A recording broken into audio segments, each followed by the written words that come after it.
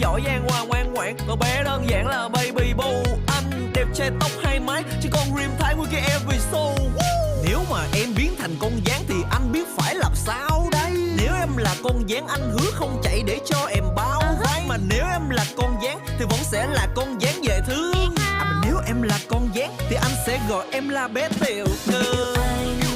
Lo chi na na na na, có em đây rồi ta sẽ cùng nhau đến nơi phía cuối chân trời.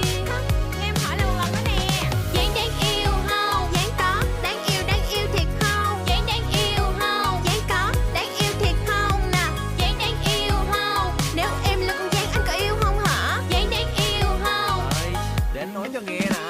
Ý anh là em thật đáng yêu, cái bụng thon thon, cái chân có chút xíu, giỏi nội trợ dọn rác hữu cơ. Em là điều ước biết bao đêm ngủ mơ ấy.